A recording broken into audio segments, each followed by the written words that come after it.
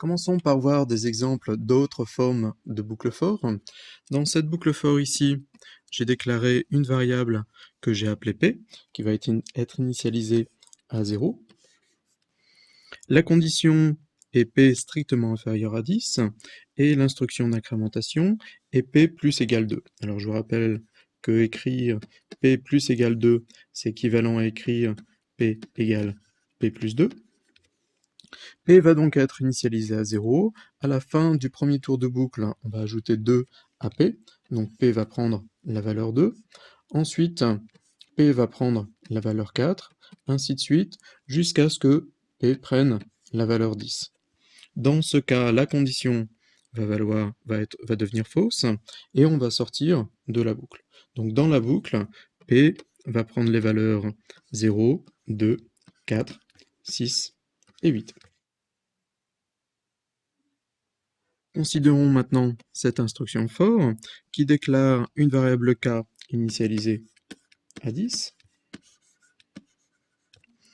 La condition est maintenant k strictement supérieur à 0, donc notez bien que le sens de comparaison a changé ici, et l'instruction d'incrémentation est moins k, qui est équivalente à k égale k-1, c'est-à-dire qu'on va retrancher 1 à la variable k à chaque tour de boucle.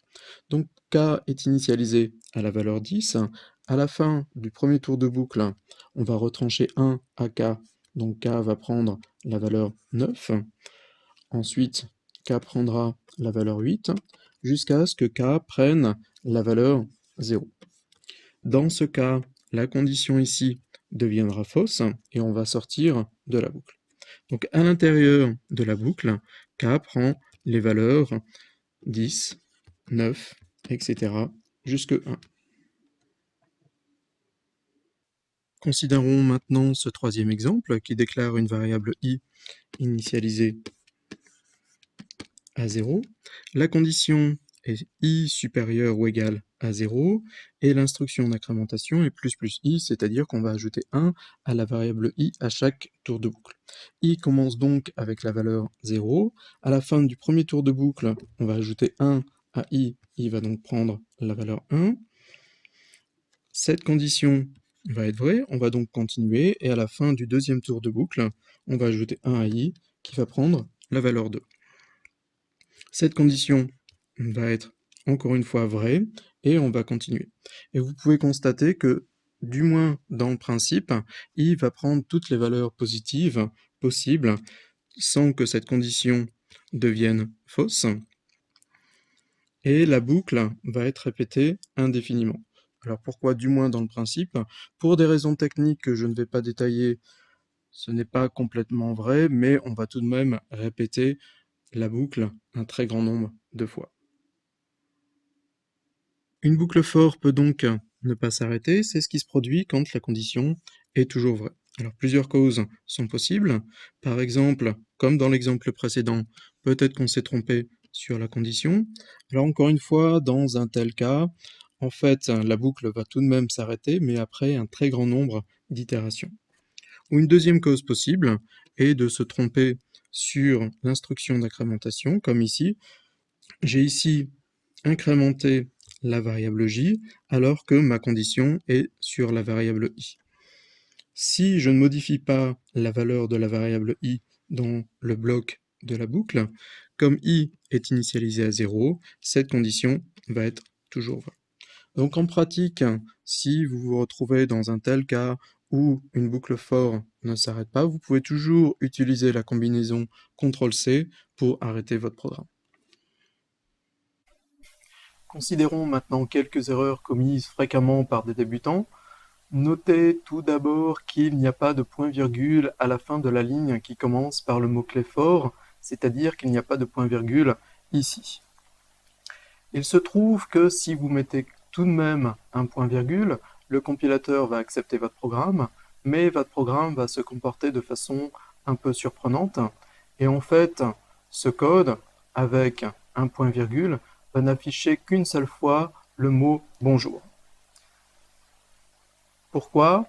Parce que le point-virgule qui est ici est considéré comme une instruction qui ne fait rien. C'est-à-dire que ce code ici va être interprété comme tout d'abord une boucle for dont le corps de la boucle est constitué par le point virgule. Donc cette boucle for va répéter 10 fois l'instruction vide, c'est-à-dire ne rien faire du tout, et l'instruction avec le cout va être considérée comme en dehors de la boucle for et donc va n'être exécutée qu'une seule fois. Considérez maintenant ces 3 lignes de code.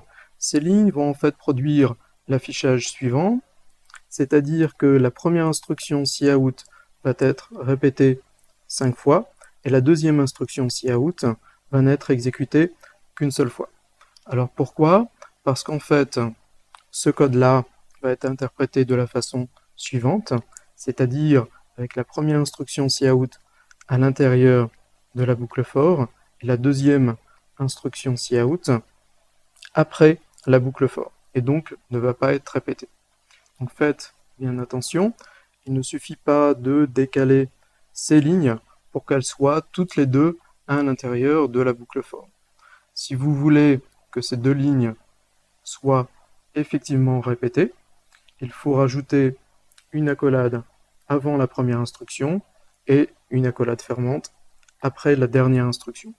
Donc cette nouvelle version du code va effectivement produire l'affichage i égale 0, bonjour, i égale 1, bonjour, etc. Enfin, évitez de modifier la variable qui sert à contrôler le nombre de tours de boucle à l'intérieur du corps de la boucle, c'est-à-dire évitez de faire comme dans cet exemple, qui déclare au début de la boucle for une variable i et qui modifie la variable i ici dans le corps de la boucle. Alors pourquoi? Tout d'abord, parce que ça ne va sans doute pas faire ce que vous voulez. N'oubliez pas que la boucle for va modifier également de son côté la variable i à l'aide de l'instruction d'incrémentation. Et deuxièmement, un relecteur risque de ne pas s'apercevoir que vous modifiez la valeur de la variable i à l'intérieur du corps de la boucle. Passons maintenant à un nouvel exemple qui est très représentatif de problèmes qu'on peut rencontrer avec des boucles for. Cet exemple consiste à écrire un programme qui demande 4 notes à l'utilisateur et qui affiche la moyenne de ces 4 notes. Donc, je vais commencer par une version très simple qui n'utilise pas de boucle for et qui déclare 4 variables différentes que j'ai appelées ici note 1, note 2, note 3 et note 4 pour stocker les 4 valeurs entrées par l'utilisateur. À ce stade du programme, les variables note 1, 2, 3 et 4 contiennent donc les 4 valeurs entrées par l'utilisateur. Je peux donc calculer la somme de ces 4 variables, mettre le résultat dans une variable que j'ai appelée ici somme, et diviser cette variable par 4 pour obtenir la moyenne. Maintenant, le fait que j'ai déclaré et utilisé 4 variables différentes pour stocker les 4 notes entrées par l'utilisateur m'empêche d'introduire directement une boucle for pour réécrire ce programme. Donc je vais commencer par modifier ce code en une version équivalente qui n'utilise qu'une variable pour stocker les 4 notes entrées par l'utilisateur. Donc voici cette nouvelle version où j'ai effectivement maintenant plus qu'une seule variable que j'ai appelée note qui va me servir à stocker les 4 notes entrées par l'utilisateur et une deuxième variable, ma variable somme, que j'ai initialisée ici à 0. Donc je vais demander à l'utilisateur d'entrer une valeur que je vais stocker dans ma variable note et j'ai ici une affectation qui s'écrit somme égale somme plus note. Et je vais répéter 4 fois ce code. Et à ce stade du programme, la variable somme va contenir effectivement la somme des 4 valeurs entrées par l'utilisateur et nous allons vérifier ceci sur un exemple. Pour vérifier cette nouvelle version, supposons que l'utilisateur entre les valeurs 5, 4, 6 et 4. La variable note n'est pas initialisée, donc on ne sait pas ce qu'elle contient pour l'instant. La variable somme a été initialisée à 0. J'ai dit que la première valeur entrée par l'utilisateur, c'était 5, donc cette instruction-ci va mettre la valeur 5 dans la variable note. On passe ensuite à cette affectation qui va calculer la valeur de cette expression, c'est-à-dire calculer somme, c'est-à-dire 0, plus note, c'est-à-dire 5, obtenir la valeur 5 pour cette expression et mettre cette valeur dans la variable somme. La deuxième valeur entrée par l'utilisateur ici est la valeur 4. Pour cette affectation, on va donc calculer maintenant somme, c'est-à-dire 5, plus note, c'est-à-dire 4, obtenir 9 et mettre ce 9 dans la variable somme. Et vous pouvez vous convaincre qu'à ce stade du programme, la variable somme va contenir 0, plus 5, plus 4, plus 6, plus 4, c'est-à-dire bien la somme des 4 valeurs entrées par l'utilisateur. L'avantage de cette nouvelle version, c'est que on va pouvoir mettre ce code qui est répété 4 fois à l'intérieur d'une boucle for. C'est ce que j'ai fait ici. J'ai repris le code qui était sur le transparent précédent. J'ai juste modifié le numéro de la note et utilisé une boucle for ici avec une variable déclarée à l'intérieur de la boucle for que j'ai appelée i qui est initialisée à 1 et qui va aller jusque 4. N'oubliez pas dans cet exemple d'initialiser la variable somme à 0. Maintenant, notre programme n'est intéressant que dans le cas où l'utilisateur veut calculer la moyenne de 4 notes. Supposons maintenant qu'on veuille laisser choisir l'utilisateur le nombre de notes. Donc comment faut-il modifier notre programme? Alors je vais commencer par laisser de la place pour ajouter mes modifications. Je vais déclarer une variable que j'ai appelée nombre de notes, définie de type int. Je vais demander à l'utilisateur d'entrer une valeur pour cette variable nombre de notes. Et maintenant, il me suffit de remplacer ce 4 par ma variable nombre de notes. Il ne faut pas que j'oublie non plus de remplacer ce 4 ici qui me permet de calculer la moyenne des notes par ma variable nombre de notes. Et donc voici, les modifications n'étaient pas très difficiles. En revanche, je viens d'introduire une erreur dans mon programme. Alors est-ce que vous voyez où est cette erreur? Cette erreur va survenir en fait quand l'utilisateur entre la valeur 0 pour la variable nombre de notes. Et à ce stade du programme, je vais diviser par 0, ce qui va provoquer une erreur. Alors, il y a plusieurs solutions possibles. Une solution,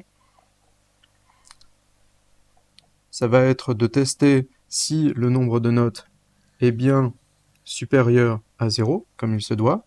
Et donc, je n'ai plus qu'à ajouter un branchement conditionnel, mettre le code qui demande d'entrer les notes à l'intérieur de ce branchement conditionnel, ainsi que l'instruction qui affiche la moyenne des notes. Terminons avec ce qu'on appelle les boucles imbriquées. Alors je vais revenir sur l'exemple de la table de multiplication par 5 qui utilisait cette boucle for pour afficher la table. Et je vais supposer maintenant que je veuille afficher toutes les tables de multiplication de 2 à 10. Eh bien, il suffit de mettre cette boucle for à l'intérieur d'une autre boucle for et de la modifier légèrement.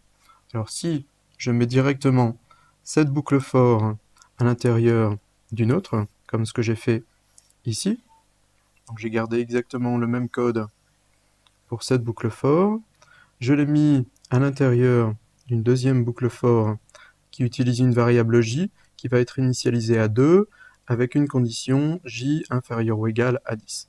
Donc j va prendre 9 valeurs de 2 à 10.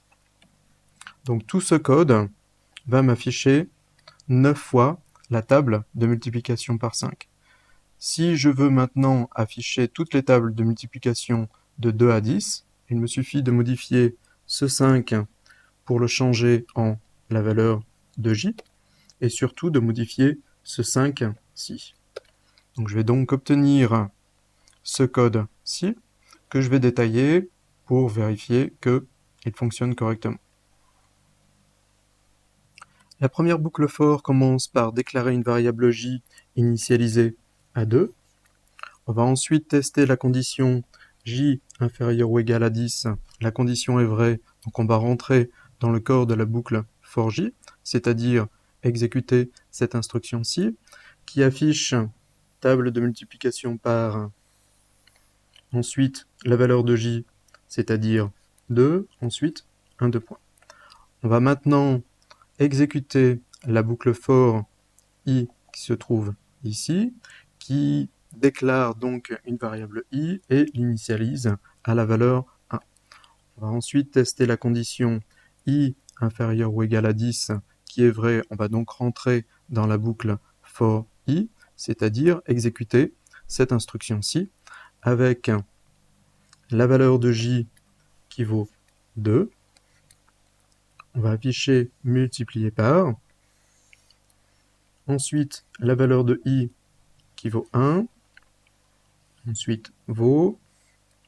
Et ensuite, la valeur de l'expression j fois i qui vaut tout simplement 2. On va continuer ensuite à exécuter la boucle for i, c'est-à-dire qu'on va revenir ici.